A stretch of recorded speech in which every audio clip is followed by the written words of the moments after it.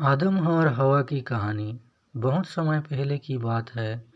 ईश्वर ने इस संसार की रचना की। उन्होंने धरती, आसमान, पेड़ पौधे, जीव जंतु और हर वो चीज बनाई जो हम देखते हैं।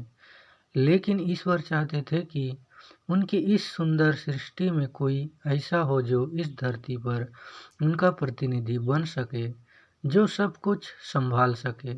ईश्वर ने मिट्टी से एक पुरुष को बनाया जिसका नाम आदम रखा।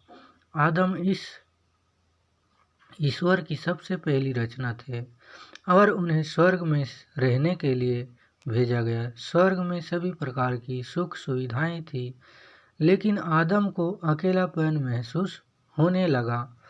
उन्होंने ईश्वर से प्रार्थना की कि उन्हें कोई साथी मिले।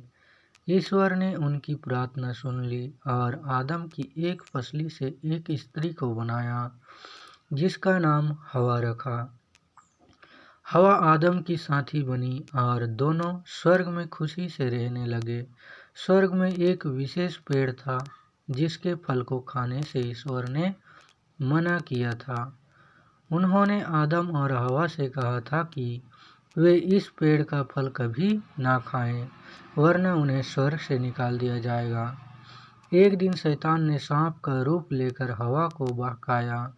उसने हवा से कहा कि अगर वे इस पेड़ का फल खाएंगी तो वे ईश्वर के समान शक्तिशाली और ज्ञानी बन जाएंगी। हवा शैतान की बातों में आ गई और उस पेड़ का फल खा लिया। फिर उन्होंने आदम को भी फल खाने के लिए दिया। जैसे ही उन्होंने फल खाया, उन्हें अपनी गलती का एहसास हुआ।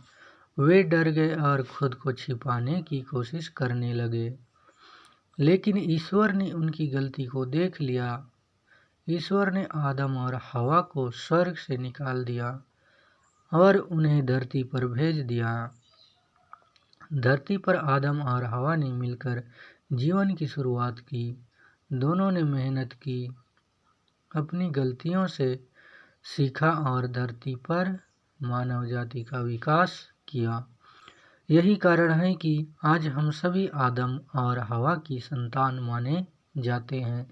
इस कहानी से हमें यह सीखने को मिलता है कि हर गलती का परिणाम होता है, लेकिन उसे हम सीखते हैं और आगे बढ़ते हैं।